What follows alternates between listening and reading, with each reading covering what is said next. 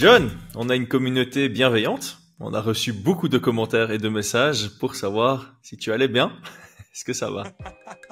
La casquette de Monsieur Sco. Ouais, ça va, ça va. Le pire, c'est ça, c'est que ça fait mal au cœur de voir ça, tu vois, parce que tout le monde sait que j'aime Oliveira et que c'est très loin de je crois que c'était 11 victoires d'affilée. Mais je savais que ça allait arriver, tu vois. J'espérais juste, je t'avoue, j'espérais une soumission. Je me dis, vas-y, soumets-le, passe dans son dos, j'en sais rien, fais quelque chose. Mais là, au moment où j'ai eu plus peur, c'est au moment du crucifix. Je me suis dit, oh non, là, j'ai vraiment paniqué. Mais ouais, c'est difficile à voir, mais incroyable. Je trouve que, il y a rien à dire. Vraiment, il y a rien à dire. Je suis content qu'on ait un combattant comme ça. Et c'est bizarre, mais genre j'avais envie, bon, je l'ai pas fait, mais j'avais envie de me lever et d'applaudir au moment où il a fait ça à Charles, quoi. C'est genre, ouah, mec, ça me fait Ouais, mal au cœur, mais c'est incroyable ce que tu fais. C'est vraiment incroyable parce que ce run, enfin, tout le monde, enfin, ceux qui disent oui, il était fatigué, il y avait peut-être, oui, ok, mais gros, tu viens de KO 3, dont un Max Holloway qui l'avait jamais été. Enfin, voilà. ouais. Ah, non, c'est exceptionnel. Ouais, on ne peut qu'applaudir et en fait, j'ai connu ça aussi, hein. C'est vrai que tu peux être super fan d'un combattant.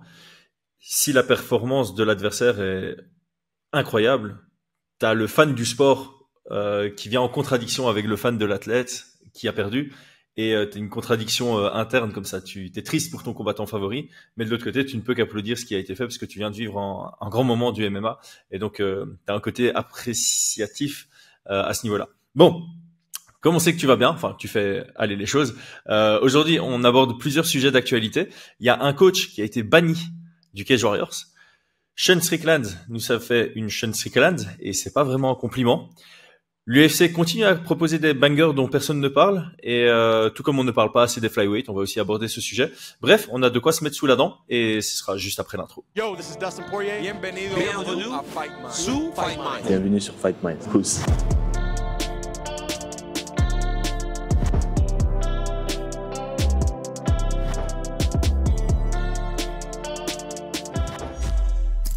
Cette vidéo vous est présentée par notre sponsor Unibet.fr.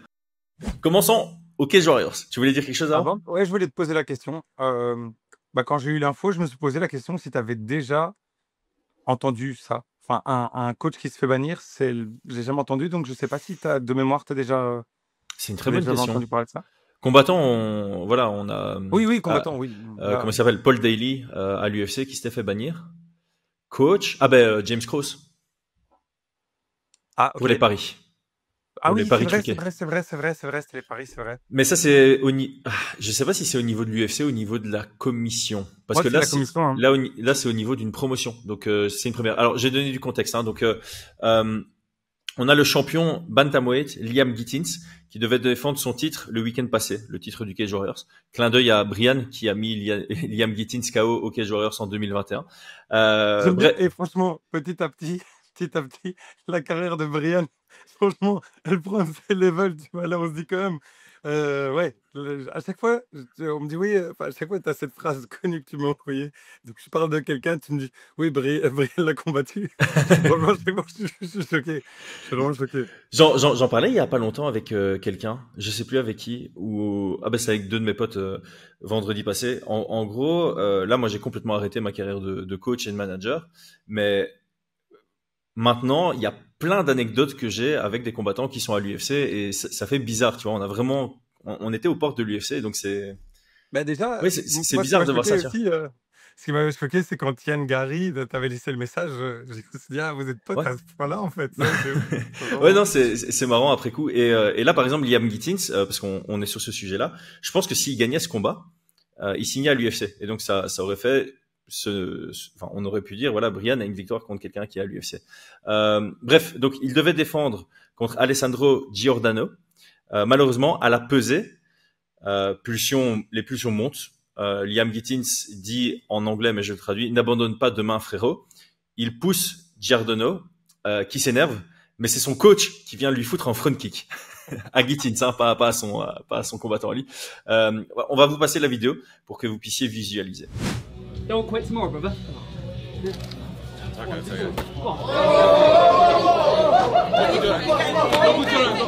Don't Après ça, Graham Boylan, le président du Cage Warriors, a décidé de bannir le coach. Son combattant a logiquement refusé de combattre sans son coach. Résultat, le combat est annulé. Alors moi, j'ai 3 sujets et je vais y aller chronologiquement par rapport à la suite des choses. Donc premièrement, les face-off au Cage Warriors ne sont pas lors d'une pesée cérémoniale après une réhydratation. Tu te pèses à 10h du matin au Cage Warriors. Ils font dans l'ordre de la carte, donc le premier combat de la prélims et puis c'est le main event tout à la fin. Donc 10h15, le main event se pèse. Tu te pèses et puis tu as ton face-off immédiatement. Puis tu peux aller te réhydrater. Donc pour moi, ça paraît bête, mais ça augmente les risques de débordement de ce genre à très faible volume, certes, mais ça augmente allez, je trouve que les promotions, dans la mesure du possible, devraient essayer de faire des pesées cérémoniales plus tard. Pas que je mets la responsabilité sur le Cage Warriors ici pour ce qui s'est passé, loin de là, mais je trouve ça plus judicieux. Qu'est-ce que toi tu penses de faire les face-off alors que les deux gars sont ultra déshydratés? Ouais, enfin, on a vu tellement de moments, moi, j'ai tellement d'images qui me viennent en tête de personnes que tu vois qu'ils en peuvent plus, alors quand ils sont déshydratés, mais vraiment, ils en peuvent plus. D'ailleurs, c'est typique, hein, quand tu vois la vraie pesée, pas la pesée cérémoniale. euh, Quand tu les vois, la première chose qu'ils font, c'est ils courent, ils prennent à boire, à manger. Enfin, tu vois que c'est pas du tout, c'est vraiment, c'est ultra énergivore. Ça doit être mentalement, psychologiquement, ça doit être compliqué. Enfin, non, moi, je suis contre. Je pense pareil que toi. Je pense qu'ils ne devraient pas faire ça à ce moment-là. Ouais. C'est, c'est, euh, comme tu le dis, c'est peut-être anecdotique, mais regarde, maintenant, il y a un coach qui est banni, quoi. Enfin bon, là, c'est plus de la faute. Enfin, tu vois, on va dire, il y a les tensions, et puis il y a le coach qui fait quelque chose qu'il ne faut pas qu'il fasse. Mais Ouais. Après, voilà, des débordements, il y en a eu lors de pesées cérémoniales aussi dans différentes promotions, mais je pense que tu augmentes légèrement risque, c'est ça. la probabilité, Ça. ça paraît bête, mais tu augmentes la probabilité de 1%, ben, tu auras plus de combats annulés ou de débordements de ce genre dans ce genre de situation. Et donc, toutes les promotions qui ont cette opportunité de pouvoir faire la pesée, chacun à son tour dès qu'ils sont prêts, puis ils vont se réhydrater directement, et puis tu fais une cérémoniale. Et pour les promotions, par exemple, le Cage Warriors, je me demande s'ils font pas ça directement parce que les combattants locaux ne sont pas à l'hôtel des combattants. Ils rentrent chez eux après. Mais tu pourrais te dire, OK, vous avez jusque 9h pour vous peser, et puis on fait la pesée cérémoniale à 10h30. Ne fût-ce que ça, tu vois, tu as 1h30 pour déjà te réhydrater un tout petit peu, tu restes à l'hôtel, t'es pas durant l'urgence de retourner chez toi. Même si t'es le combattant local, tu prends tes boissons et tes premiers solides avec et ça peut très bien se passer. Donc, on est d'accord là-dessus. Je pense que c'est le genre de sujet qu'on n'apporte pas souvent, mais s'il y a des promoteurs ou des promoteurs qui veulent le devenir, ben, c'est un petit truc auquel penser quand on organise un événement. Deuxième sujet, la poussée de Liam Gittins. Alors, on a déjà vu 1000 fois pire. Hein. C'était pas la méga poussée. Vous avez vu, c'est juste avec une main, il le fait reculer. Cependant, moi, j'aime pas ça du tout. Là, a priori, il risquait pas de le blesser, mais on a déjà vu des combats qui ont été annulés à cause de ça. Même à l'UFC, Drakkar Klose qui a une concussion lorsque Jeremy Stephens l'a violemment poussé au face-off. Ça fait un combat annulé la veille. Pour moi, toutes les promotions doivent sanctionner les agressions physiques avant un combat et après un combat aussi. Hein. Je suis pas sûr, tu vois. Je suis pas sûr. Bon, là, vas-y, c'est peut-être. Je pense que, tu vois, les poussées font quand même quelque chose. Je te donne. Ça, je sais que, voilà, ça c'est où est Ouais. la ligne, tu vois, de ce qui est acceptable. Je trouve que un front kick, c'est pas une poussée. Non, ça c'est inacceptable. Ça c'est inacceptable. Mais là, je parle de la poussée de Liam Gittins. Ok, c'est ce que je veux dire, c'est que si on va parler d'un cas que probablement tout le monde, maintenant tu as passé la vidéo, mais je parle d'un cas qu'on vient de voir là maintenant. Il y a contre Paddy. Il y a une poussée. Si c'est ce genre de poussée-là. C'est parce qu'il veut pas perdre ses ceintures, tu vois, il fait. Mais tu vois, c'est des poussées où tu sais que c'est pour chauffer un petit peu le truc, et puis ils font. Mais c'est pour les images. C'est pas avant le combat. Ça me dérange pas, tu vois. Il y a contre Paddy, c'était pas avant le combat. S'il y a une conséquence à la poussée, la personne tombe, se blesse, n'importe, ok, il y a un problème. Mais une poussée, tu vois, ouais, si t'es un combattant, t'as une poussée. Mais contractuellement, comment?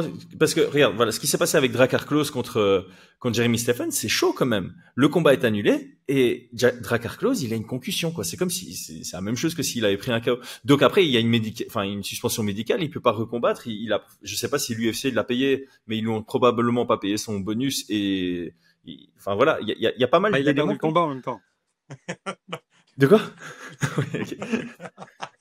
Non, je rigole.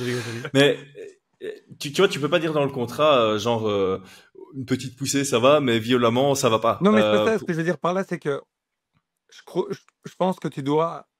Enfin, selon moi, c'est ce qui se passe même. Je crois même que c'est la règle. C'est tu ne peux pas avoir de contact physique. Voilà, Ouais. point. Sauf quand c'est une poussée, on va pas te condamner pour une poussée parce que ça aide la promotion. Sauf si ça blesse le combattant, c'est tout. Mais bon, mais bon, tu vois, à partir du moment où si tu fais une John Jones contre DC dans le centre commercial, bon, là, d'accord, ça va pas du tout. Tu vois, Ouais, ouais. mais tu vois, les règles sont supposées être claires, tu vois. Donc pour moi, soit tu fais Mais un truc où tu laisses comme ouais, maintenant et tu cours le risque qu'il y a des combats mais pour annulés, moi, c'est qu'il y ou a des bien, règles regarde, il y a des règles qui sont claires, mais on sait très bien que les règles ne s'appliquent pas toujours. C'est plutôt ça. Les règles sont claires, pas de contact physique. Point. Mais on va pas se mentir, les règles, c'est aussi pas d'agression n'importe, mais quand Conor McGregor jette son truc sur Khabib dans le bus, heu, je cautionne ils pas ont ça, rien moi, hein. fait. Ils ont rien fait, donc les règles s'appliquent pas. Si Ouais, ça mais avait bon, été mis en place là, par contre, c'est un cas encore à part, parce qu'il n'était pas prévu sur la carte. Le mec, il a pris un avion parce que Khabib avait fait son malin avec Artem Lobov, et pour défendre Artem Lobov, il a payé 24 places dans un avion à ses potes irlandais pour qu'ils aillent jusque là-bas, et puis il a jeté. Enfin, donc là, non, mais je te contractuellement, donne tu plein savais d'autres rien cas. faire, tu vois. Allez, si on reprend le moment où DC pousse, comme ça, tu vois? Si c'est Evloev qui le fait, il est plus à l'UFC, hein. On le voit plus jamais. Tu vois? Ouais. C'est ce que je dis, c'est que tu dois sentir un petit c'est horrible à dire, je suis contre, mais je sais que c'est ce qui se passe factuellement. C'est juste, tu as des règles qui doivent s'appliquer, sauf Ouais. qu'on sait que certains ont des passe-droits Mais là, tu les as pas, les et aussi ce que règles. tu veux dire. Contractuellement, t'as pas à l'UFC ou Cage Warriors, t'as pas genre si tu as un contact physique avec ton adversaire avant le combat, t'as 10% de ta prime qui saute. Non, mais je pense que c'est même, comme ça, tu sais, je pense même que c'est, légal. Je pense qu'il il faut à vérifier, mais je crois que par État, tu as des agents qui sont des agents, assermentés ou, selon la loi, de s'il y a une bagarre, c'est pas légal. Tu peux pas se battre en dehors du ring pour le sport. Donc, Ouais. je suis même pas sûr que tu peux avoir un contact physique comme ça, juste, enfin, c'est une agression, tu vois? Techniquement, je me demande même si tu peux pas porter plainte pour ce genre de choses. Mais c'est, Donc c'est en même fait, pas légal. Tu vas ouais, pas mais faire une règle pour un c'est truc ça. pas légal. Tu vas le pousser et ton adversaire, il porte pas plainte, bah, il y a rien au final. Alors On que est d'accord, si on est d'accord. contractuellement ta promotion te dit, bah, contact physique égale 10% de ta prime qui va à l'autre, tu peux pousser encore, tu vois, on t'empêche pas de promouvoir, mais il y a une sanction. C'est comme le cut, tu vois, tu rates ta pesée, bah, ton combat peut avoir lieu si ton adversaire accepte de combattre, mais il y a 20% de ta prime qui va à l'autre. Et moi, j'aimerais C'est qui juste le qu'on, combattant qui avait embrassé l'autre? Je sais plus, c'était qui lui fait un bisou? Tu te euh, rappelles plus? il Parce y, que il y en a eu, il n'y en a pas eu que un, hein. non, mais il y a eu une poussée juste après, et cetera. Enfin, tu vois, c'est compliqué. Il sait qu'il peut pas taper, donc il pousse. Moi, je sais pas. C'est Ouais, compliqué. je sais que c'est compliqué, mais bon, moi, voilà, j'aimerais qu'on trouve des moyens pour éviter ce genre. De toute façon, vous allez vous taper dans Mais est-ce que 24 tu heures. voudrais vraiment... Allez, voilà, c'est plutôt ça le débat. Le débat, c'est pas est-ce qu'il y a une règle, enfin, et comment est-ce que tu appliques cette règle. C'est plutôt est-ce que tu voudrais que enfin, est-ce que tu veux vraiment que cette règle existe? Par rapport à la poussée, pas par rapport au coup de poing. Moi, Voilà, tu vois. personnellement, ça me hype pas plus que ça quand il y a une poussée à la pesée. Et Ok, généralement, je vois imagine. ça comme négatif. Ok, Honnêtement, généralement, je vois ça comme négatif parce que je me fais chaque fois la même réflexion. C'est les gars, vous allez vous rentrer dans une cage dans 24 heures ou 36 heures. À quoi ça sert? À quoi elle sert cette petite à hyper pousse? le truc, à hyper le truc. Mais moi, À ça me rentrer hype dans la pas. tête, Alors, ouais. je sais qu'il y a d'autres gens, ça va les hyper, Non, il mais y a des voilà. gens, ça hype. Allez, je vais te dire un truc. Imagine, voilà, faisons simple. Je vais t'imaginer et dis-moi que tu dirais non à ça. Je sais que tu vas dire non, mais dis-moi-le quand même. Imagine, mois de soit novembre à Madison Square Garden ou si tu veux au Bernabéu ou à Liverpool. Tu vois déjà où je peux en venir? Tu as Ilya qui doit affronter Pas Paddy. dit. Mhm. Et ils font enfin les choses comme il faut et ils commencent à remplir des stades pour chauffer tout ça et rendre le truc un peu plus dingue. Ilian je pense qu'il aime vraiment pas Paddy. Il s'aime Vraiment, pas. je pense Il que s'aime pas. OK, mais je pense que Paddy, ça va. Vraiment, Ou c'est pas dit. elle est bonne, elle est bonne, elle est validée, elle est validée, elle est validée. Mais ouais, du coup, je pense que Paddy, c'est quelqu'un d'intelligent qui essaie juste de provoquer un petit peu, et qui va toujours dans des extrêmes avec, la nourriture, avec ses cheveux. Enfin, je dis rien contre ses cheveux, mais tu as compris? Qui sait quoi faire avec son marketing, quoi. Voilà, Mhm. c'est ça. Qui sait quoi Donc faire avec son marketing. voilà. Donc ce que je veux dire par là, c'est que c'est un gars qui sait comment ça fonctionne, il sait comment chauffer des foules et cetera et cetera. Donc je pense que ce qu'il voulait faire, et provoquer un petit peu, ben, s'il le fait à Liverpool, je dis une bêtise, mais moi, ça me dérange pas. Je sais que les gens, ils vont devenir fous et ça va faire des vidéos, etc., pas des vues, etc. Et je me dis, bon, dans ce contexte-là, si Ilia est pas blessé et ils ont fait ça, juste c'est une poussée, il s'énerve un peu. Oh, ça fait un peu Ouais. penser à du catch, je suis d'accord avec toi, mais je trouve que ça fait quelque chose. Il y a quand même un truc où tu dis, ok, allez, vas-y, c'est bon, ça va Ok. changer. Surtout si tu sais que c'est réel. Si tu sais que c'est réel. Ouais, mais dans ce cas, disons que c'est subjectif. Ouais. Je comprends que ça peut hyper certaines personnes. Moi, il n'y a jamais eu une poussée où je me suis dit, grâce à, tu vois, grâce à la poussée. Non, voilà. Mais voilà, si ça hype des gens, très bien. Après, Mais tu vois, par exemple, il je y a des pense qu'une petits petite détails. sanction, ça peut un peu limiter, tu vois. Et Ah ouais. Mais je suis d'accord, mais alors tu vas dire quoi? Tu vas dire, bon, Elia, tu nous payes, tu nous donnes 10% de combien de millions pour avoir poussé? Enfin, tu vois, c'est compliqué. ouais, mais là, c'était pas sur le contrat de ce combat-là, tu vois. Il a pas Oui, signé de contrat contre Paddy. Tu vois ce que je oui. veux dire? Il a pas poussé Charles Oliveira Il n'a avant, pas tu dit vois. oui. Il a...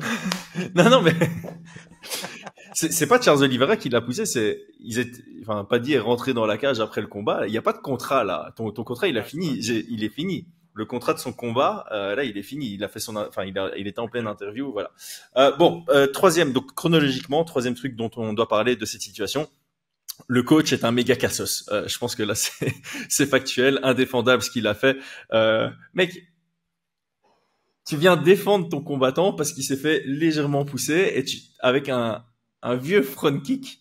Euh, bon, bref, lui c'est un casseuse. Mais parlons de la décision de Graham Boylan parce que je trouve ça complexe. Je trouve ça complexe. Alors, je trouve ça logique de bannir ce cassos. Mais la conséquence, c'est que les athlètes qui se sont préparés ne peuvent plus combattre. Et d'ailleurs, juste parenthèse, ce combat a déjà eu lieu il y a quelques mois.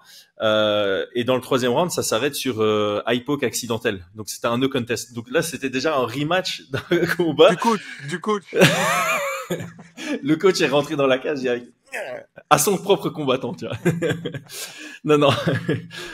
Donc là, c'est déjà un rematch. Enfin, genre, c'est le combat La Poisse, tu vois. C'est un rematch dans No Contest. Et là, il a annulé la veille parce que Graham Bolan décide, et c'est juste de le faire, c'est logique, de bannir ce coach. Mais bon, voilà, comme je disais, la conséquence, c'est que deux gars qui se sont préparés pour ce combat ne combattent pas. Et en plus, le Cage Warriors perd son main event à 36 heures de l'événement. Et donc, les fans, tous ceux qui ont acheté des places pour voir ce combat, et je pense que c'était en Italie, si je dis pas de bêtises. Après, peu importe. Je pense que si c'était en Italie, il y a probablement des fans de Liam Gittins qui ont fait tout un trajet pour aller le voir sur place, et vice versa. T'as des fans. Enfin, si c'était en Angleterre, il y a des fans italiens qui auraient fait le déplacement. Donc, qu'est-ce qui fait pencher la balance? Tu vois, Non, je trouve pour ça moi, non. complexe. Je trouve ça Je complexe. t'avoue, pour moi, je crois que tu peux pas pénaliser. Enfin, c'est un peu le truc de une personne fait une erreur, mais tu pénalises tout le monde. Enfin, je suis pas d'accord, tu vois. Je crois que c'est le coach qui doit payer. Tu Ouais, comprends ce que je veux dire? ouais, tout à Pour fait. moi, allez, les fans de MMA, par ta décision, ceux qui te payent, qui sont tes clients, qui sont tes fans, qui font tout ça, vont payer une conséquence pour quelque chose qui, au final, ils ont rien à voir, tu vois. Donc, Ouais. ouais, moi, je pense que. Par contre, euh, en fait, pour moi, ça aurait été différent si, je sais pas exactement, c'est un no contest alors que c'était, Ah c'est non, devenu c'est no juste contest. combat annulé là. Ah ben justement, pour moi, ce que je trouve qui est pas juste, c'est le combattant. Je comprends que le combattant le fasse, mais bon, est-ce que c'est peut-être pas là l'erreur? C'est le combattant dit, si jamais j'ai pas mon coach, eh ben c'est non. Bah alors, je me demande si c'est pas plutôt ça qu'il faudrait faire, Forfait. c'est plutôt dire forfait, forfait. Parce que si c'est forfait, alors là, la conséquence est beaucoup plus grande, mais tu dis non, mais il n'y a pas de combat. Bon, bah alors c'est sûr que je vais dire ça, tu vois. Ouais. C'est compliqué, hein, mais Ouais, bon, mais oui, c'est ça. C'est pour ça que en je voulais en discuter. C'est en une un situation sens, très le compliquée et combattant doit être unique. fâché Ouais. sur qui? Le combattant doit être fâché sur qui? Sur son coach qui a fait quelque chose qu'il pouvait pas faire, tu vois? Mais après, tu peux encore aller plus loin en disant, ouais, mais c'est mon coach a front kick parce que mon adversaire m'a poussé à la peser. Oui, mais par exemple, enfin, je dis une bêtise. Si jamais il y avait la règle que tu mentionnes, tu pousses, il y a, tu payes tel montant. Mais si tu es quelqu'un d'autre que les deux combattants qui vient et qui agresse physiquement un des combattants, ben, je trouve que là, c'est pas pareil. C'est qu'il doit y avoir une section qui est encore plus forte que deux combattants qui vont s'affronter. Enfin, tu vois, pour moi, c'est pas pareil. Donc, si jamais il doit donner une part de sa bourse et que l'autre doit prendre une décision s'il combat avec ou sans son coach, je trouve que c'est fair, tu vois. Ouais. Mais je trouve que c'est pas juste. Enfin bon, là maintenant, c'est compliqué de juger comme ça. Mais je trouve que c'est pas juste de pénaliser les fans.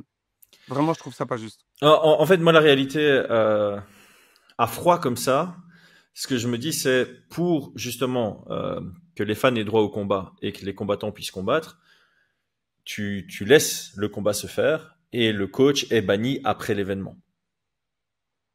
La sanction vient après le combat. Directement, tu fais OK, voilà. C'est ça. Ça, c'est la situation entre guillemets idéale, tu vois. Tu envoies un message, genre en tant que coach, tu fais ça, ben après t'es banni de notre événement.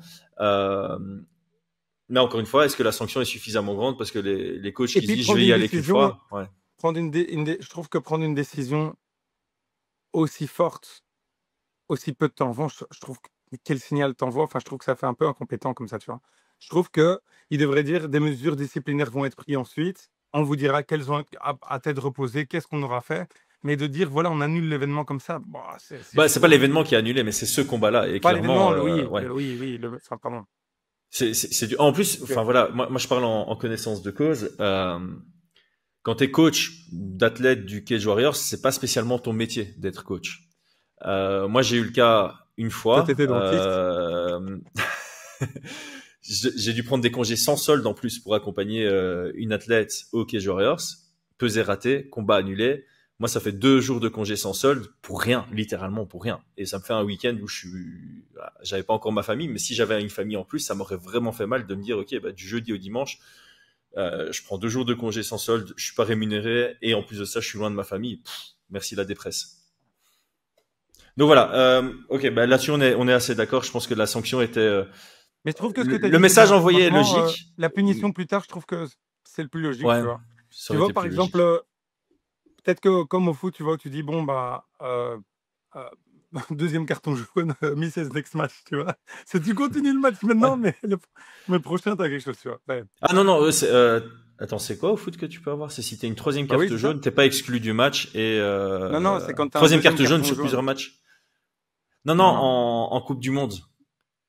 Ah bah ça dépend en Coupe du Monde, tu peux avoir ou à la finale, après ils sont enlevés. Enfin bon, ou en Champions League, je sais plus. Parce que si t'as 2 cartons, mais ce que je veux dire, c'est si t'as 2 cartes jaunes dans le même match, c'est une carte rouge et t'es exclu du match. Non, je sais, c'est que lorsque t'as une carte jaune et puis un autre match, une deuxième carte jaune. C'est ça, voilà, c'est ça. Ouais, voilà. Donc, ce genre de sanction, ça me semble beaucoup plus logique ici. Alors, en parlant de coachs qui font n'importe quoi, Sean Strickland. Ouais, alors dans l'intro, j'ai fait Sean Strickland a fait une Sean Strickland, mais il y avait Chris Curtis aussi. Bon, Chris Curtis n'a pas envoyé ses points, mais tu peux mettre la vidéo. Je sais pas ce qu'il est. La vidéo. Ouais, ok, tu sais quoi, on balance la vidéo.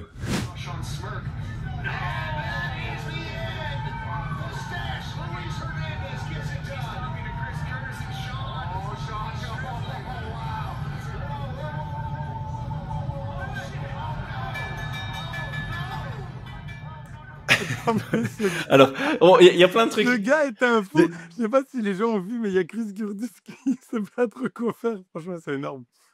Non, Chris Curtis, je sais pas trop ce qu'il fait. Et Sean Strickland, attends, parce qu'on rigole, c'est pas, en fait, la réalité, c'est que c'est pas drôle, mais la démarche de Strickland, je sais pas ce qu'il fout. Je pense que c'est parce qu'il a des claquettes de string, là, tu vois, et donc, en marchant, il les enlève. Je sais pas si tu vois ça, mais il marche et puis il enlève une, il enlève l'autre, et il a les points. Mec, c'est un dessin animé. Non, mais franchement, Strickland, je suis quand même content qu'il soit là parce que, franchement, on a de quoi raconter des trucs, tu vois. Le gars, c'est quand même une dinguerie, ce gars. Tu vois, bon, vous aurez remarqué aujourd'hui, c'est plus léger, tu vois, le sujet. Mais attends, à quel moment, j'imagine le combattant, il est là, il vient de finir son combat. Et en plus, t'as 2 gars de l'UFC, dont un ancien champion qui viennent pour te péter. Mais attends, mais bon, lui aussi, le gars provoque aussi. Il provoque. Ouais, il provoque. Mais par contre, je crois qu'au moment où il a vu qu'il est rentré, il s'est dit, ah, je me suis trompé de cas. Ouais, parce qu'il y a vraiment genre ce truc genre... non plus, il sait pas trop quoi faire. Ouais. Ah, c'est énorme. En même temps, réfléchis aussi. Le mec, qui est-ce qui provoque? Oui, c'est ça. C'est ça. Non, mais attends. Peut-être qu'il provoquerait Curtis parce que Imavov aussi, il a pété un câble sur Curtis parce que Curtis, il abuse, tu vois. Donc, mais oui, clairement. D'abord de base sur Curtis. Oui, c'est ça. En fait, on n'a pas tout le contexte. Je me suis un peu renseigné, j'ai pas trouvé le contexte de est-ce qu'il y a eu du trash talk avant, parce qu'en fait, ce qu'il fait, c'est vraiment, il provoque le coin et après, il va serrer la main à l'adversaire, tu vois. Donc, il a C'est rien ça. contre son adversaire. C'était clairement quelque chose dirigé au coin. Alors peut-être que, je sais pas, les instructions du coin, c'était des insultes. On sait, enfin non, parce que si tu fais ça, c'est Non, il interdit, hein, insulte, ça. Sean l'a dit, il l'a insulté clairement, et voilà, il a dit, moi, je m'en fous je m'en fous d'avoir quoi que ce soit comme conséquence, moi, il n'y a personne qui va me parler comme ça. Et voilà, c'est juste, je comprends, enfin, qu'on te manque de respect et que tu as envie de régler les choses, mais ça me fait trop rire de voir Strickland faire ça, franchement. Non, mais ce que je me posais comme question, c'est le combattant. Pourquoi est-ce qu'il provoque le coin? Parce que clairement, il a rien contre son Ah, adversaire, il ben, va lui montrer du respect mais juste après. En gros, il provoque, il fait les gestes, puis il va serrer la main à son on va adversaire, pas et puis savoir là, si il y a c'est les vrai ou deux pas, gars qui rentrent. mais on va pas savoir si c'est vrai ou pas, mais apparemment, bah, il y avait des noms d'oiseaux qui s'étaient interchangés Ah bah alors là, la pendant, il y responsabilité avait tombe pas. sur l'arbitre. La Ok. responsabilité tombe sur l'arbitre. Ça, c'est dans les règles.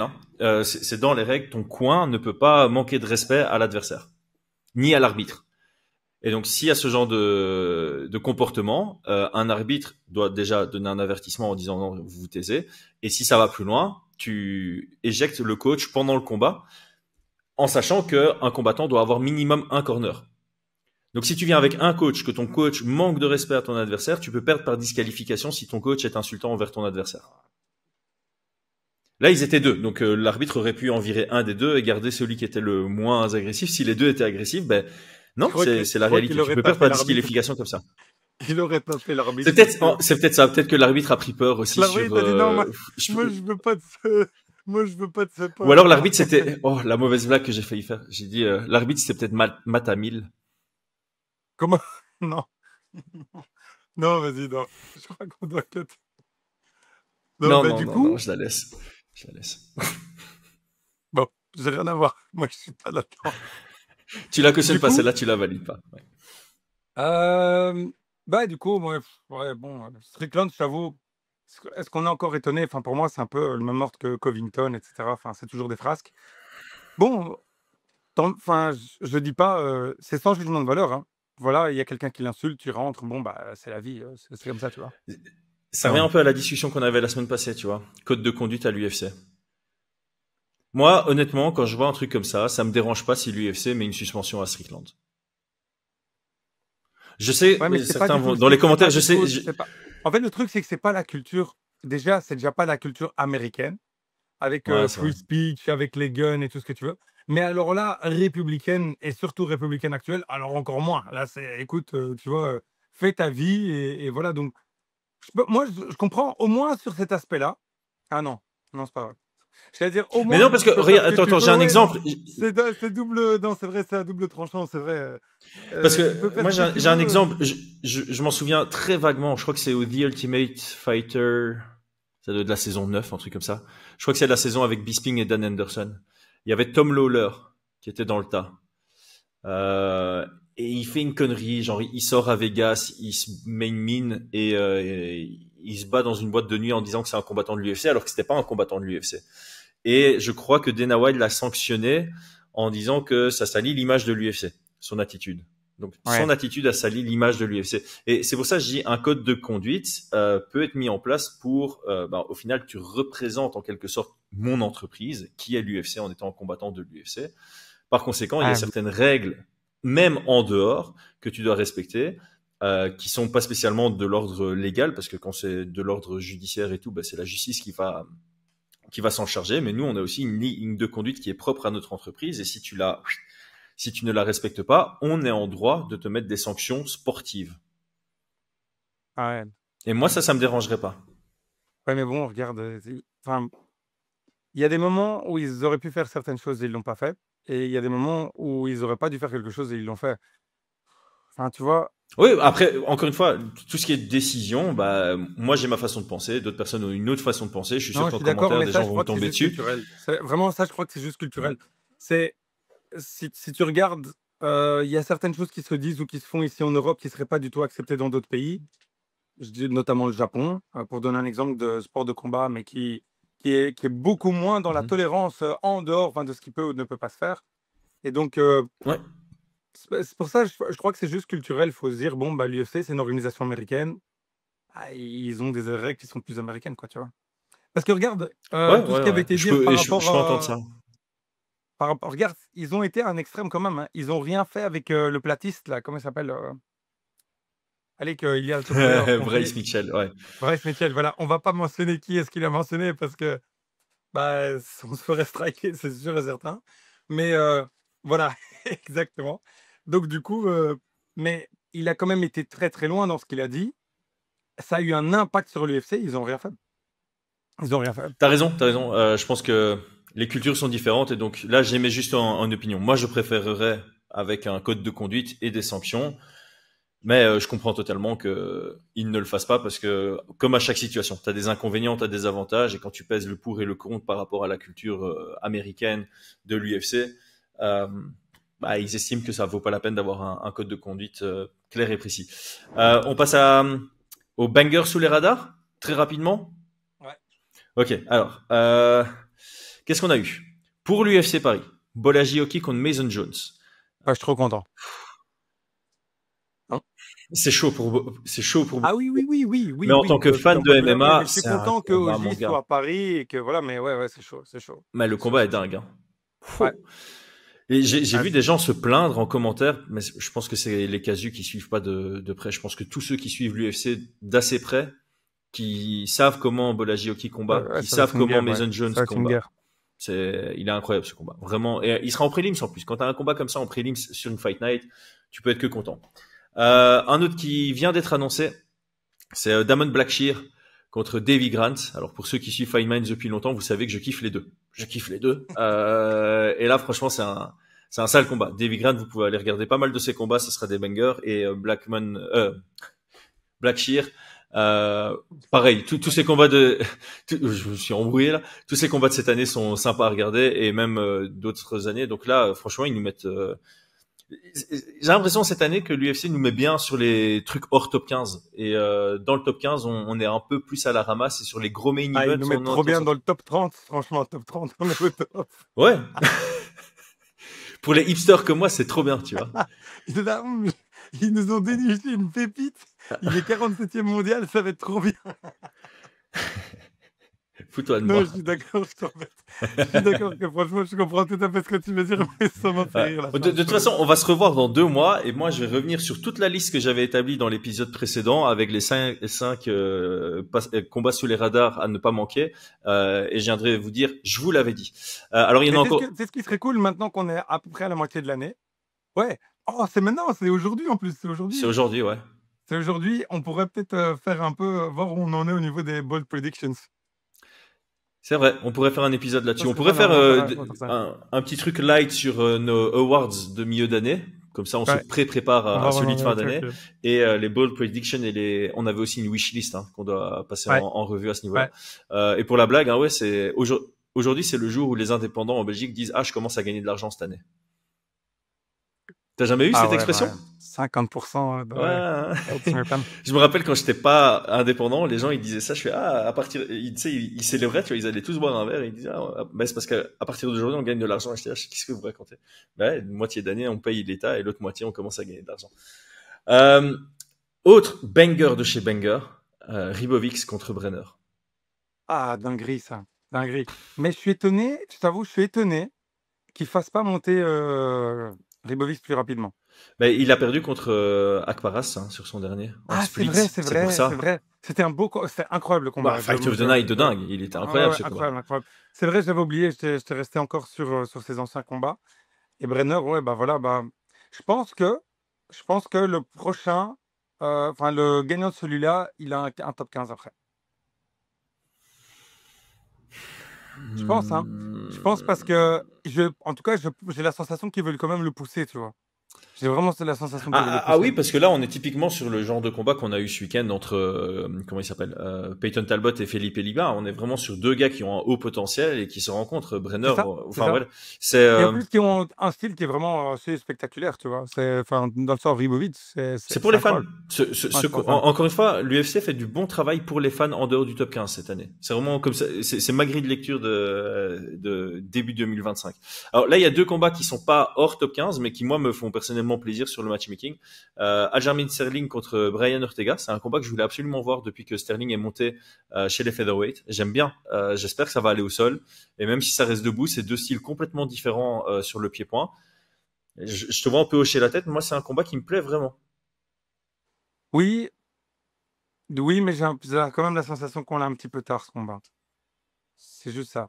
Tard pour Ortega, pour Sterling ou pour les deux? Ouais, bah, Ortega, bon, Sterling, ça va, mais c'est plus pour Ortega, tu Parce que vois. c'est J'ai l'impression difficile, c'est difficile de le faire avant. Ortega, Non, Sterling, ce non, sera son je sais, troisième ou mais quatrième je combat dis pas, en. je dis pas quand est-ce que c'était possible de l'avoir, parce que Ouais. je sais que bon, voilà, il a eu quand même quelques soucis, enfin beaucoup de soucis quand même. Mais c'est plus, j'aurais aimé avoir ce combat, enfin les voir un peu plus dans leur prime, quoi. Voilà, on va dire ça comme ça. Pour moi, c'est difficile d'évaluer où est Sterling dans sa carrière. Je sais pas s'il commence Sterling, ça va, je à. trouve encore, hein. Franchement, Ouais. je l'ai dit, Starla, Mais je c'est suis plus d'accord avec toi pour pour Ortega. Ortega. Maintenant, ouais, c'est vrai que si on fait un monde parallèle, c'est un combat qu'on aurait peut-être plus kiffé il y a quelques années. Mais Bah, voilà, je dis moi pas que c'est un j'aime mauvais beaucoup combat, hein. l'opposition. J'aime beaucoup l'opposition. Voilà, c'est ça, j'aime bien l'opposition. Moi, justement, j'aimerais beaucoup que ça aille au sol. Je veux que Beaucoup, ça beaucoup, aille au parce que sol. Ouais. ouais, voilà, c'est ça. Mais je dis juste, tu vois, ouais, faudrait que je revoie les combats que Ortega a fait récemment. Je sais que, bon, il y avait, Yair en se blessant la cheville. Yair, Ouais. ouais, et qui fait un beau combat quand même contre Yair, parce que bon, il prend cher le Ah premier ouais. round, hein. Il prend vraiment Ouais, très, il très fait cher un le gros premier. comeback. Donc pour moi, Il fait non. un gros combat, mais et attends, il y avait quoi? Il y a eu quoi d'autre? Là, je me rappelle plus des combats. Oupsie. Moi non plus. Parce Brian. que c'était à Mexico, hein, contre Yair, je pense. Je pense que c'était à Ouais. Mexico. Mais c'est un truc de fou à quel point il est inactif, hein, Brian Ortega. Ouais. Diego Lopez, ouais. Diego Lopez à l'UFC 306. C'est Lopez, c'est Ouais. ça. Ouais. Ça. Après, voilà. Mais justement, ouais, non, j'aime bien. Moi, j'aime bien. Ouais, ouais, c'est vrai. Il revient un peu dans ce combat contre Lopez, tu vois. Il a vraiment ce truc de se prendre des mines au premier round et puis de rester dangereux sur les combats. Et je pense que ça va être. Non, ce combat va être intéressant. Et je pensais à ça ce week-end. Je sais pas ce que je sais pas ce que vous en pensez. Je vais te poser la question à Tom, mais aussi en commentaire. Il y a des combats qui se font en MMA où tu te fais la même réflexion qu'on vient de se faire. J'espère que ça va aller au sol. Et puis ça va pas au sol. Et tu sais, l'UFC, ils ont plusieurs trucs niveau grappling maintenant. Ils ont sur l'UFC Fight Pass, ils font des événements eux-mêmes de grappling. Et je me dis, sur ce genre de combat où tu as envie que que ça aille au sol et que ça n'y va pas, ce serait cool qu'ils fassent une revanche en grappling. Tu vois, par exemple, Jack Hermanson contre Grégory Rodriguez le week-end passé. C'est pas allé au sol. J'aurais voulu que ça aille au sol entre ces deux-là. J'aimerais bien une revanche en grappling pur entre ces deux-là, juste pour voir ce que ça donne. Demain. Non, mais tu vois ce que je veux dire? Il y a plusieurs combats comme ça où tu dis, OK, c'est grappleur contre grappleur et t'aimerais aussi avoir cette réponse de ce que ça aurait donné au sol. Alors, je sais que le sol au MMA n'est pas le même qu'en grappling, mais voilà, j'aime bien cette idée d'avoir la revanche en grappling. Donc là, par exemple, si tu as un Sterling contre Ortega et puis qu'on est frustré parce que c'est pas allé au sol, ben l'UFC fait un petit événement là qui s'appelle le Fury ou un truc comme ça, et tu les mets les uns contre les autres, ou alors Ça a le truc marché, qu'ils viennent le d'initier là. BJJ, le Ça UFC, fonctionne assez bien. Ouais, ça fonctionne ouais. assez bien. Et en fait, tu Bon, pourrais mettre. le premier event, ils avaient quand même un gros nom. Bon, je sais, il est pas ultra, enfin, c'est pas un Craig Jones, mais bon, Mikey, je le trouve cool, tu vois. Ouais, et puis Taquette aussi, qui a un bon nom. Donc ils ont des chouettes noms sur les cartes. Et en fait, justement, pour donner de la visibilité à ces événements et faire. Parce que là, je pense qu'ils prennent beaucoup, beaucoup de fans du Jiu-Jitsu, pas tant de l'UFC. Et justement, pour avoir des fans de l'UFC qui s'intéressent à ce genre de produits, tu pourrais te dire, bah, sur la carte, on met un super fight entre deux mecs de l'UFC. Et notamment, C'est vrai que ce serait ouf. tu vois, l'idée est pas mal. Et dites-moi ce que vous en pensez en commentaire. Mais moi, vraiment, j'y ai pensé ce week-end. Je me dis, mais en fait, ce serait vraiment pas mal. Tu fais un combat en MMA, les deux vont pas au Ok, sol, mais tu tu avais voudrais cette voir qui intrigue. comme ça de tête? C'est qui que tu aimerais bien voir de possible? Ah, Tout est permis, hein. Enfin bon, pas Khabib, va pas, tu me dis pas qu'il doit perdre tout le poids. non, Mais... mais la question comme ça est difficile à répondre parce qu'il faut que je repense à des grappleurs qui se sont affrontés, que j'aurais voulu voir au sol et qui sont pas allés au sol dans leur combat, tu vois. Et comme ça, de tête, c'est un peu chaud à trouver. Ouais. Je me rappelle, je sais que j'ai déjà été frustré par ce genre de combat où tu dis, ouais, il faut que ça aille au sol et ça n'y va pas. Mais Et comme tu vois, ça, il y a plein de combattants, par exemple, que je trouve qui pourraient le faire parce que je pense qu'ils accepteraient même en étant à l'UFC.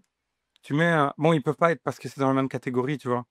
Mais tu mets un Dariush Saroukian ou un truc comme ça, je suis sûr et certain qu'ils le font, tu vois. ouais. Bah, en fait, de tu sa pourrais fin. avoir Moïcano contre, bah, en fait, voilà. Moïcano contre Dariush. S'il n'avait pas été au sol dans leur combat, j'aurais voulu voir ce que ça donne au sol Mais le entre problème, deux. c'est ça, c'est que tu peux pas. C'est compliqué de faire ce combat. Imagine, tu as un résultat qui est soit différent ou quelqu'un qui humilie l'autre, bah tu perds de la name value, tu vois. C'est pour ça qu'ils veulent pas que les combattants aillent en boxe. C'est parce que quand tu perds, bah Mais ton ils le aura n'est font. plus la même. Ils le font en Imagine, tu grappling. vois, même, Na- na- nam- même à l'UFC, si jamais Islam perd en montant 7 kilos plus haut, bah c'est moins intéressant contre il y a après, tu vois. Mais non, mais ils le font parce que regarde, Namajunas, elle s'est fait soumettre en 60 secondes contre Robertson. Un de leurs événements à eux. Et ils le font souvent, tu vois. Kevin Holland, il a combattu plusieurs fois dans les événements Fury. Ils le C'est font, vrai tu qu'il y a vois. BSD aussi a combattu, À la mais ADCX. Et là, c'est encore pire pour l'UFC. Parce qu'ils ont laissé Benoît Saint-Denis combattre à l'ADCX qui n'a rien à voir avec l'UFC. Alors que les Kevin Holland, les Namajunas contre Robertson, il y avait quoi, Chase Hooper aussi qui a combattu. C'est des combats de leurs wrestlers qui font non, combattre c'est sur vrai, c'est l'UFC vrai. Fight Pass à leur propre événement. Donc, Mais alors, ça pourrait pas être contre des gars de la même catégorie, j'imagine, tu vois. hmm, Parce que tu vois, si tu mets Darius contre Saroukian, c'est un truc que j'aimerais bien voir. ouais, mais En moi, vrai, ce que tu je vois. demande, c'est après qu'ils aient combattu en MMA. Ils combattent en Ah ouais. MMA et tu fais la revanche en grappling après parce que tu as ce goût de trop Ah. peu, t'as ce goût de ah, je voulais qu'ils grappent. Par exemple, tu fais la revanche Hermanson contre Rodriguez en grappling. Voilà, ça passe, tu vois. Et au Ah, moins, c'est ça vrai, répond c'est vrai. aux questions que j'ai, tu vois. Et c'est ça que je voulais. Ok, et donc, tout dernier combat qui a été annoncé, bon, là, il est pas du tout sous les radars, mais je voulais le souligner parce que ça, c'est vachement sympa. Jean Silva contre Diego Lopez. Ça fait plaisir. Deux! Euh, Ah, Jean Silva qui se bat pour. Ah, attends, parce que je viens de me rappeler de quelque chose. La bold prediction, parce que bon, maintenant on commence à le sentir venir, mais j'avais quand même dit un combattant des Fighting Nerds qui sera champion avant la fin de l'année. Il y a moyen, si c'était janvier ou février, c'est plus probable. Mais on a parlé de Jean Silva maintenant parce que probablement s'il gagne et il gagne bien, c'est le prochain pour le titre. Mais au niveau des dates, c'est compliqué. ouais, Par contre, Borralho, on n'en a pas parlé de Borralho. ouais. Ouf. Ouais, Ouf. c'est Bon, c'est vrai pas ce que je quand. veux, hein, c'est pas ce que je veux. Non, Mais... non, non, non, mais c'est vrai que là, ta bold prediction, elle est pas mal parce qu'en fait, tout le monde rigole avec ça et c'est pas drôle. Jean Silva qui bat Diego Lopez, il va aller couper l'herbe sous le pied Ah, à ouais, Diego ouais, Lopez ouais, s'il ouais. bat Aaron Pico. On s'y attend, Non, on le pas voit venir à à des Evloev. kilomètres. J'ai dit, ah ouais, à Evloev, pardon. Ouais. Mais j'ai pas dit à Evloev s'il bat Pico. Ou alors j'ai fait un Ah, lapsus. bon, Peu c'est importe, mais pas voilà, grave. tu Pas m'as grave. repris, donc là on est dans le correct. Donc ouais, clairement, c'est une option. Et effectivement, en plus de ça, si on n'a pas Volkanovski contre Rodriguez, on sait que Volkanovski va vouloir combattre cette année. Donc, Diego Lopez Jean Silva qui bat Diego Lopez, il y a une chance qu'il combatte contre Alexander Volkanovski en décembre. Donc ouais, ça se rapproche ta bold prediction. Et Caio Borralho, là c'est plus premier trimestre de l'année prochaine. S'il bat Nassourdine Imavov, je vois pas Dricus ou Khamzat défendre leur titre encore cette année alors qu'ils combattent en août. Mais par contre, Caio deviendrait le prochain challenger au titre et donc encore une fois, tu serais pas passé loin d'une very bold prediction parce qu'en début d'année, Ouais. C'est fallait pas du tout l'oser probable. celle-là. Non, Ouais, c'est ouais, ouais. c'est mal. Ouais. Ok. Ouais, tant qu'on est sur les combats qui passent sous les radars, là, les flyweight, on n'en parle pas assez. Hein. Ah ouais, voilà. Voilà, Ça, c'est un Fight Miles. sujet que on l'a dit 1000 fois, mais encore après ce week-end, je trouve ça scandaleux. Le combat du mois, pas de la night, ça a été voté par l'UFC Van contre Royval. Il a été voté combat du mois. Ils ont eu un face-off qui était trop cool. Ils ont un champion ultra dominant, qui est trop cool en plus. Son combat, il en a rien à foutre. Pardon. Avec une histoire en plus, avec l'histoire de son père et tout, il y a moyen d'en faire une histoire. Et franchement, le manque de respect, encore là maintenant, je viens de voir le classement des pound for pound, je trouve ça scandaleux. Il y Je a ne encore parle que pas 5. de Ilya Makhachev, ça peut s'entendre. Oui, bien Ok, sûr. Bah ça attends. c'est pas scandaleux, ça c'est Non. juste, bon bah c'est une question d'opinion, ça se joue à Mais rien en du fait, tout. en fait, moi, je vais juste justifier ça parce que j'ai déjà vu quelques débats et tout. Normalement, dans la définition de pound for pound, t'as un peu ce truc justement de un gars qui va changer de division et qui va aller dominer dans une autre division. Donc, si tu hésites entre Ilia Topuria et Makhachev, le fait que Ilia Topuria ait gagné dans une nouvelle division, la ceinture, ça pèse très lourd dans la balance.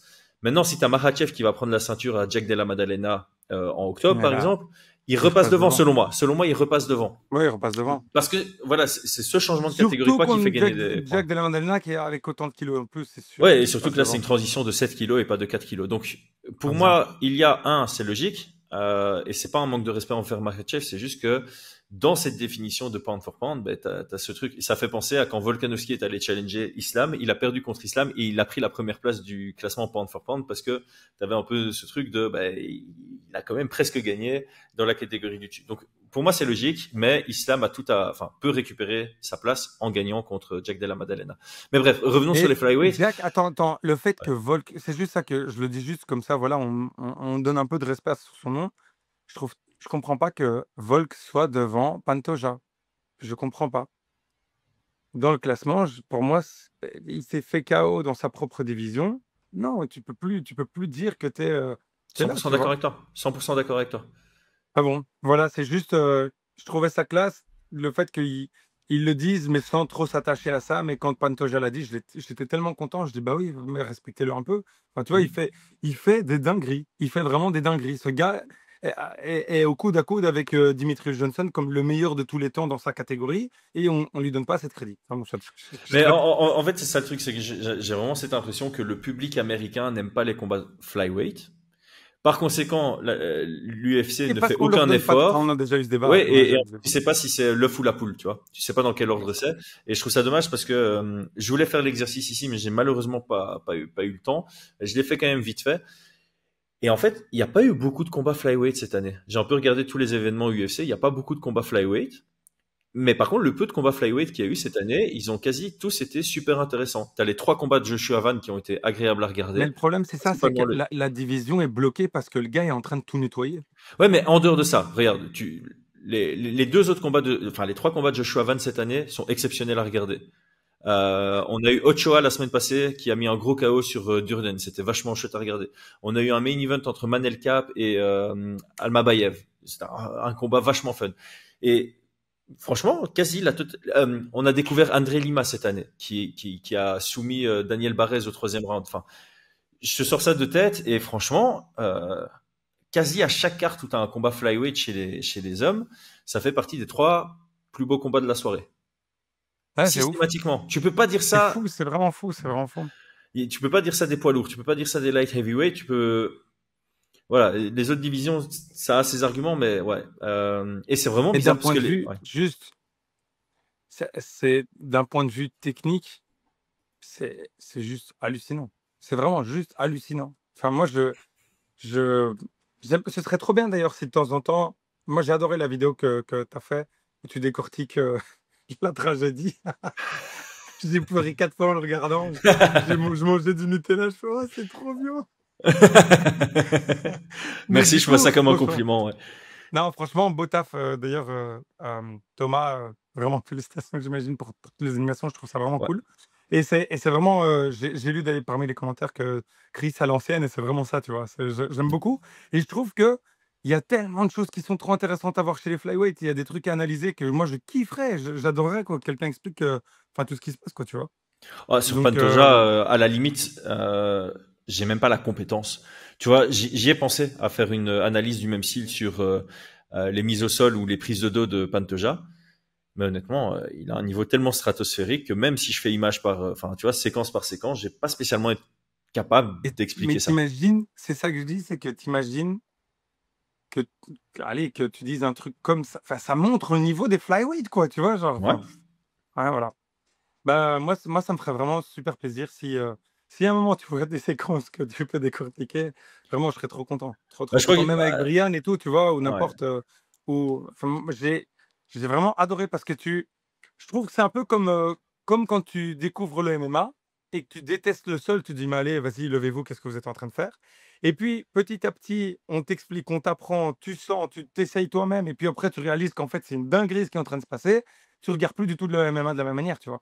Et là, le le le travail de diable d'Ilia Topuria, bah, là, maintenant, tu vois, genre, je suis sensible à ça. Je fais: «Waouh, putain, c'est quand même fou tout ce qu'il fait sur son positionnement, comment il prépare tout». Tu dis: «Waouh, c'est ouf, c'est du haut niveau, c'est vraiment du haut niveau».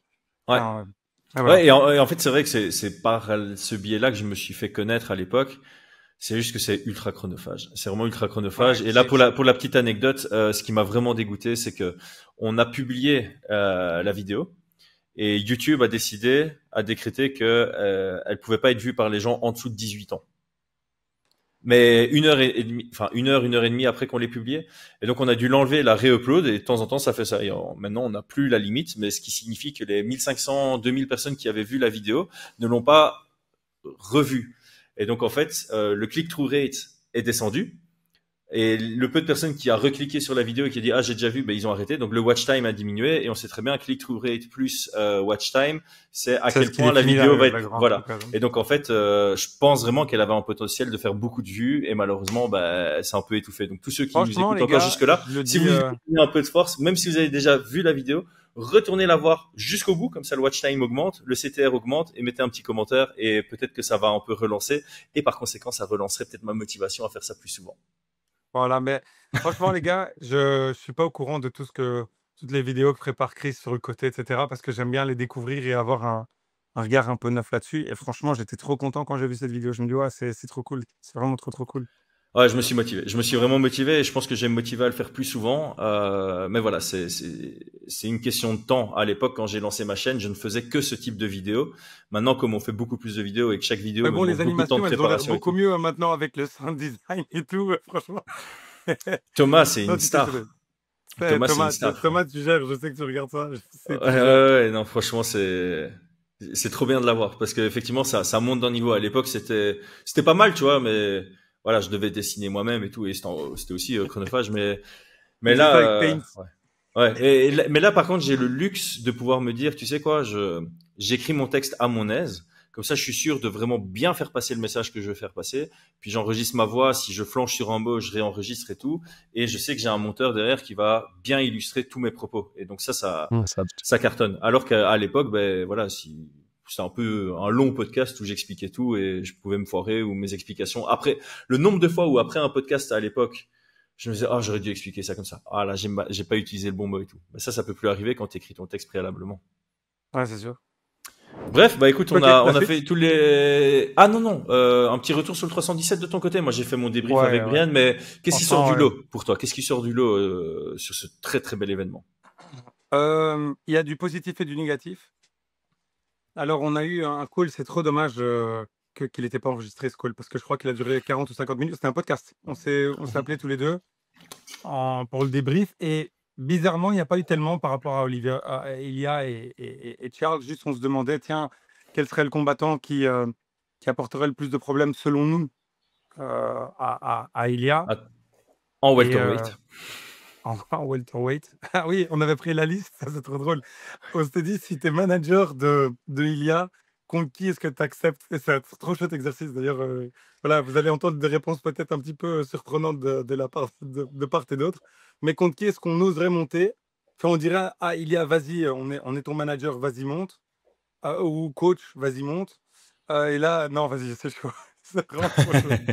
Et parmi les noms surprenants, donc attends, tu peux reprendre la liste. Donc Sean Brady, c'était mort. On a dit Euh, ceux qui sont morts. Sean non, Brady toi et t'avais dit Kamaru, c'est Sean mort. Brady, c'est mort. Moi, j'avais dit Sean Brady, je suis chaud pour le pied-point, tu vois. Ah, Moi, c'est je ça, pense c'est qu'il ça, c'est peut. ça. C'est lui qui était étonnant. Ouais. Non. Non, c'est sur Sean Brady qu'on n'était pas d'accord. Pour moi, Sean Ouais, c'est Brady, ça. c'est chaud au sol, certes, mais il y a vraiment moyen de lui faire un taf debout. On a vu Belal lui faire un sale taf debout. Alors, il s'est amélioré depuis, mais je pense que et j'ai bien aimé. Ah, Regarde l'interview de Ilia Topuria par rapport à Charles Oliveira. Ouais, j'ai étudié son style. Et en fait, c'est quelqu'un qui avance. Et moi, quand je mets du temps à mettre quelqu'un KO, enfin, c'est parce que je dois trouver mon ouverture, etc. Là, Charles, il vient à moi. Je devais même pas casser la distance. Et donc, tu vois qu'il y a, au-delà de son talent, de ses compétences et tout, il y a le côté studieux aussi. Et je pense que contre un Brady, il trouverait la solution. ok, je maintiens ce que je dis. Je pense pas. Ouais, je comprends, je Je comprends, dis, je je comprends. dis pas qu'il n'arriverait pas à le faire une fois. Je dis que si tu le mets 100 fois contre Brady, je crois que c'est compliqué, tu Et, vois. et alors, l'autre point qui était plutôt surprenant, c'est, toi, genre, selon toi, le Top 4. challenge du top 5 le plus facile enfin, le moins difficile ou le plus facile pour Ilia en welterweight, c'est Shafkat. En fait, pour moi, Shafkat, le truc, c'est ça, c'est que je sais que je vais me faire des ennemis. Je trouve qu'il est incroyable, cette façon incroyable. Ah, ils vont me dire, je vais me faire allumer. Allez-y, je m'en fous, allumez-moi. Mais franchement, Shavkat est un combattant d'exception. Il est très très fort. Pour être à ce niveau-là, en welterweight et tout ce que... Incroyable. Mais je trouve qu'il se fait... euh, parfois, je le trouve brouillon. Et je crois que si tu te fais vraiment connecter par un gros puncher, et il y a... voilà, je dis pas, je sais il y a les catégories, mais c'est connu, il y a à knockout en entraînement des welterweights. Il tape extrêmement fort, Ilya. C'est pas, il a quelque chose, c'est quelque chose de différent. C'est pas. Et pour moi, je pense que, enfin, en tout cas, c'est ce que je pense. Je pense que Shavkat a un profil un petit peu similaire en termes de possibilités. Je dis pas que c'est son style, c'est la même chose, mais pour le knockout. Et Ouais. je me dis juste, j'ai peur. Par contre, et c'est ce que je dis, c'est que si tu mets JDM, comme ça, j'ai pas l'idée, un JDM, tu vois, physiquement, là, je pense que c'est trop, tu vois. Je pense que c'est trop. Déjà, rien que, il y aurait trop facilement moyen de faire un travail de kick qui n'a pas été tellement fait avec Charles. Et je pense que là, un kick de JDM contre Ilya, tu peux utiliser tout ce que tu veux. Il y a un moment où il y a de la physique, tu vois. Ouais, ouais. Mais par contre, moi, j'aime beaucoup ce combat. JDM contre Ilia Topuria, Ouais, s'il a ouais, bah c'est lieu, ça, on a eu une vraie discussion. Vas-y, dis-moi. Attends, juste qu'est-ce que tu penses maintenant? C'est trop intéressant. Faut Ouais, laisser pour moi, ça aussi. Jack serait quand même favori. Bah, j'espère bien que tu Mais le penses. ouais, sur les déplacements et ah, ce serait juste un kiff sur les déplacements. Parce que en fait, ils ont. Je vais rentrer fort dans le technique, mais je réfléchissais à ça hier. Leurs entrées en pied-point ont une base logique similaire, mais une différence pas notable, très importante. Une grosse différence sur la logique. Donc en gros, leur logique pour rentrer dans la poche, c'est je dois être capable de toucher mes cibles sans que mes cibles soient facilement disponibles à mon adversaire. C'est la logique. Donc en gros, leur tête est très rarement dans l'axe. Elle est très souvent décalée. Dans la vidéo que j'ai faite sur Ilia Topuria contre Charles Oliveira, je disais qu'il déplace sa tête au-dessus de sa jambe avant, ce qui signifie qu'elle est plus dans l'axe. En général, quand tu attaques, ben, tu attaques l'axe, surtout si la tête s'y trouve, et donc c'est important de pouvoir la déplacer. La manière avec laquelle Jack va engager dans la poche, c'est quasi systématiquement, il va envoyer soit de son jab, soit de son direct, et puis il va faire un dip. Jack Slack référence ça en disant jab and dip. Donc il va envoyer son jab et puis il va bouger sa tête sur le côté. Euh, j'ai l'impression que lui, ce qu'il va faire, c'est il va d'abord rentrer dans la boîte et puis il va bouger. Et donc c'est une toute petite différence qui peut faire des gros changements sur le timing dans ce combat. Et ça m'intéresse de voir entre deux.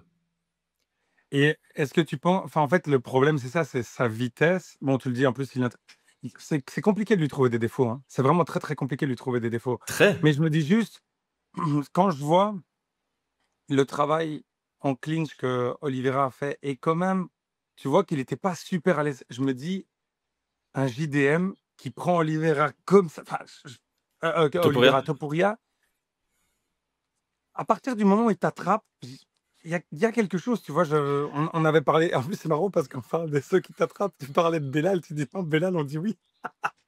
Oui, ben là, on dit oui. Ouais. Oui, c'est ça, Belal. Donc, Belal, oui, Camaro, non. Et c'est quoi encore? Kamaru, moi j'avais dit oui. Hein. Tu dis oui, Camaro? Mais non, t'avais pas dit oui, Camaro. Si, j'avais dit pour moi Kamaru, c'est incroyable ce qu'il fait, mais je reste sur ce truc de. Alors je sais que s'il m'entendait, il me tuerait, mais il a son âge, tu vois. Ce qu'il a fait à Joaquin Buckley, c'est méga impressionnant, mais c'est un niveau style. Ça lui convenait comme combat. La preview qu'on avait faite avec Brian, on disait ça exactement. C'est la raison pour laquelle il est underdog, c'est juste une question d'âge et on ne sait pas quel visage il va montrer. Mais par contre, si c'est quelque chose qui ressemble à son prime et qui vient bien préparé, il devrait être favori. Oh, là, tu me choques quand même. Ça va. Parce Stratégie, que le truc, oblique c'est, kick, oblique kick. Je sais je sais pas. pas, encore une fois, c'est pas parce que je dis ouais, tu dois monter que je le mettrai favori ni quoi que ce soit. C'est juste que pour moi, il y a un chemin. Il existe un chemin pour une victoire. Putain, mais, bon, on a eu aussi ce débat par rapport à la taille de Topuria. Il est marqué qu'il fait 1,70 m. Je suis pas certain qu'il fasse 1,70 m non plus. Et je suis pas le seul à avoir des doutes par rapport à ça. Je me dis, à partir du moment où tu vas avoir un Kamaru face à Ilia, j'ai du mal à dire en tant que manager ou en tant que coach. Ouais, Bon, vas-y. Roy Nelson et Mark Hunt contre Stéphane Struve, quoi. Tu vois la Ouais, mais c'est différence de notre taille. époque. Non, et même pour prendre le pire exemple, évidemment, alors je sais que c'est pas le meilleur exemple, c'est pas la même ère du MMA ni quoi que ce soit, mais Matt Serra est le champion le plus petit de l'histoire des welterweight, 1m68, donc a priori plus petit que Topuria, et il a pris la ceinture à Georges Saint-Pierre. Alors c'était l'upset de l'année, c'était l'upset de l'histoire presque, mais comme quoi, tu peux être petit comme Matt Serra et avoir ta chance au titre. Et après, c'est vrai que bon, tu regardes historiquement tous les champions welterweight, il faisait plus de 1m80. Robbie Lawler, Tyron Woodley, Kamaru Usman, Jack Della Maddalena maintenant, Belal Mohamed, Georges Saint-Pierre, tous ces champions, c'est plus qu'un 1m80. Et c'est vrai que c'est quand même beaucoup, quoi. Les 10 cm, ma femme te le dira, c'est beaucoup, beaucoup, tu vois. Mais je fais 1m85. La J'interviewais beau. JDM et je me sentais petit. Mais Je t'es sentais petit. qu'il faut. Mais oui, bon, par rapport 1m85, à c'est toi, ridicule, mon t'es un gars. heavyweight, mec. Tu veux que je fasse quoi? Je suis là en train de voir si je suis feather ou lightweight. T'es heavyweight, mec. De quoi tu me Mais parles? en fait, tu vois, le truc que j'ai repéré pendant ce combat entre Ilya et Charles Oliveira, c'est Ilya a vraiment un super bon système pour casser la distance. Oui, oui, bah oui. Super Oui, bon oui. système pour casser la distance et ça me met en confiance par rapport à des potentiels combats face à des plus grands. Maintenant, Ok, c'est plus une question de ok, gabarit, tu vois. C'est plus une question de gabarit. ok, mais C'est pour ça que finissons la avec. taille m'intéresse moins ici. C'est plus sur le poids et la force que Ok, alors je me dis-moi, poserai c'est éventuellement la qui? question. Ok, donc dis-moi qui c'est le combattant, enfin le ou les combattants en welter, on va dire top 5, top 7, ouais, non, top 5. Contre qui tu dis, ok, je combats pas. Moi, Ouais, enfin non, pas Topuria. toi, pas toi. Je sais. Écoute, je pense qu'un des challenges les plus compliqués pour lui, c'est Jack. Ouais.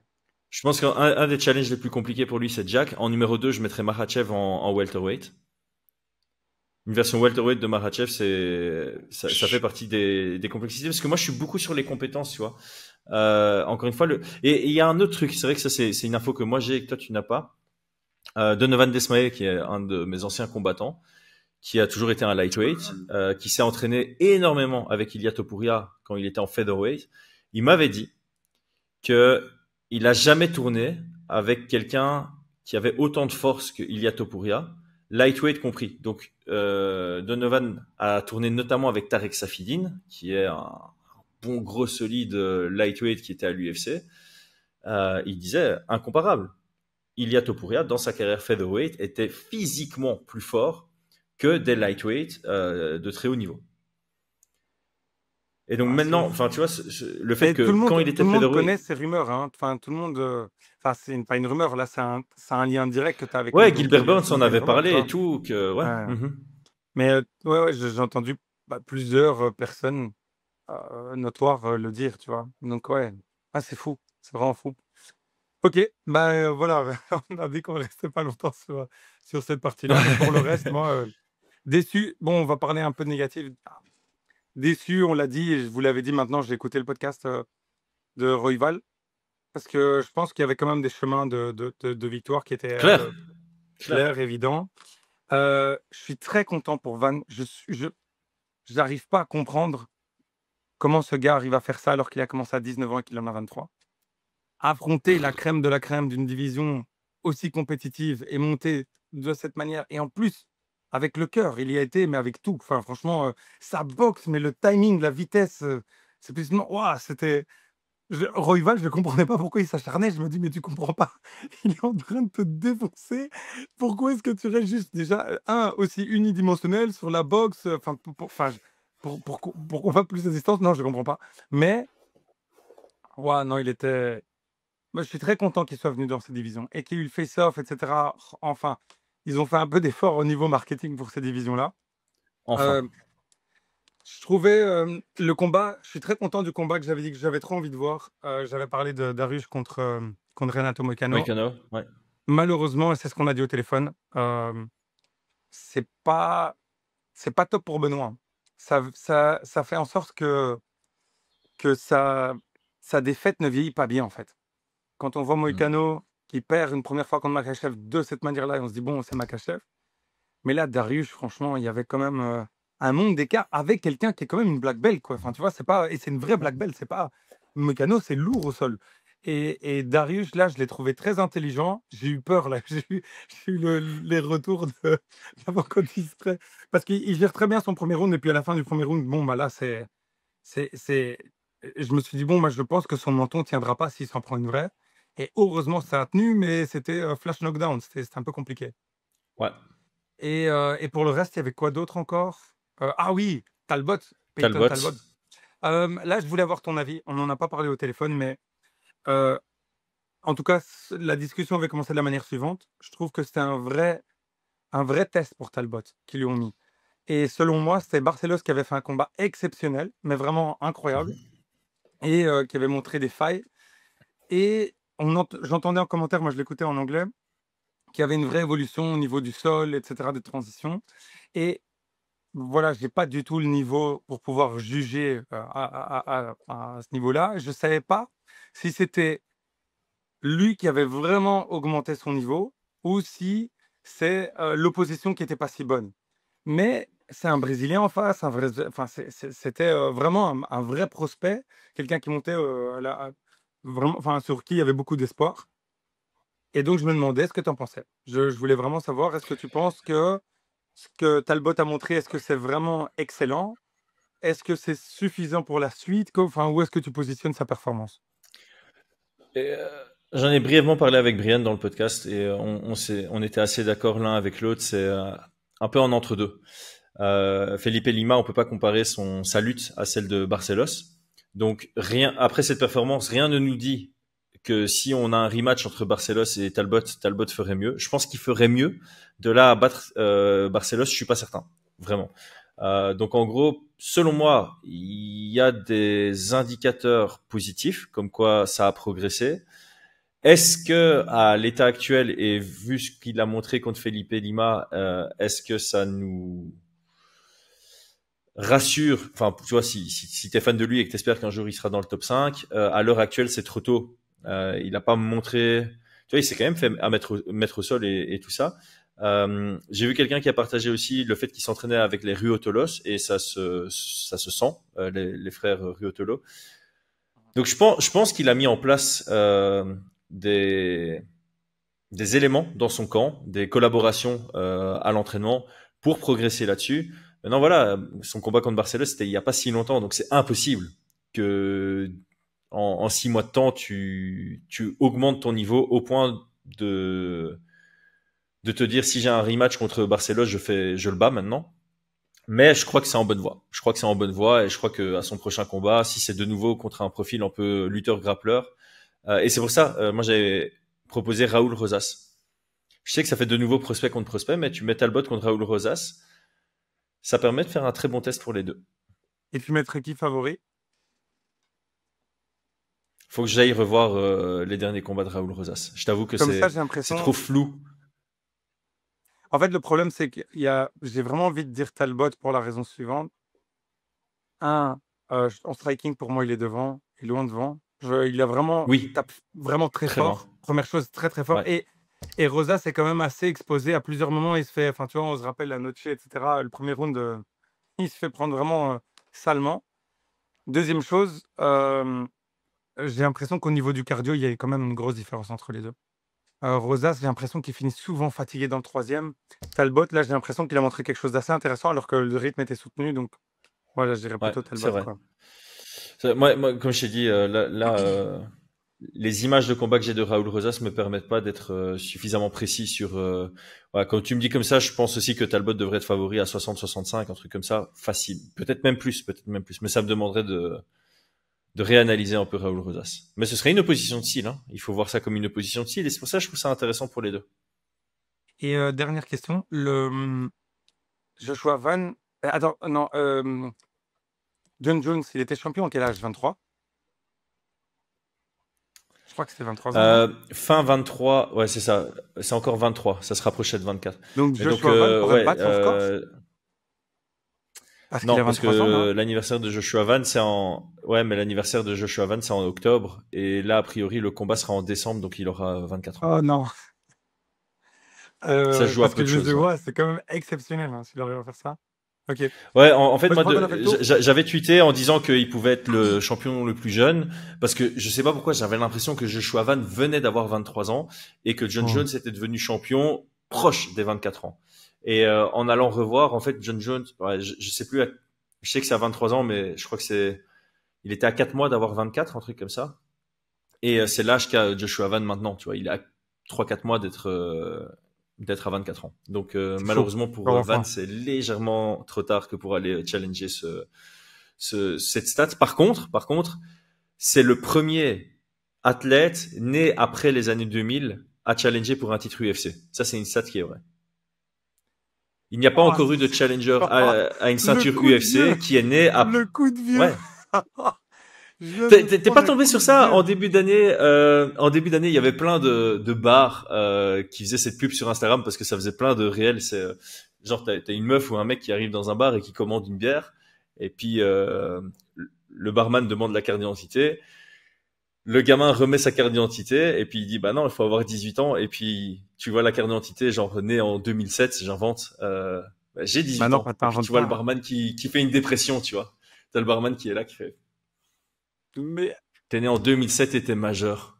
Ça fait mal. ah, je suis choqué. Hein. Je suis Désolé à choqué. tous ceux qui sont nés en 2007 et qui deviennent majeurs, mais pour nous, ouais, ça fait quelque chose, quoi. Wow. Non, Tu c'est sais que beaucoup de vieux. toi et moi, l'année prochaine, on pourra dire, il y a 18 ans, j'étais majeur. Quoi? On sera majeur dans l'âge adulte. Ah Tu oui, vas c'est sur tes ça. 36. La majorité de ma vie, enfin, j'ai été majeur. Oh, c'est 50% de ta vie, ouais, t'es Ouais, je majeur sais, la depuis majorité de ma vie, 50% de j'étais ta vie, mon majeur. gars. Oh. Ok, ben ça va Bon, se sur finir ce coup sur de cette vieux, phrase les de amis, pression. ciao, ciao, John, merci. À bientôt.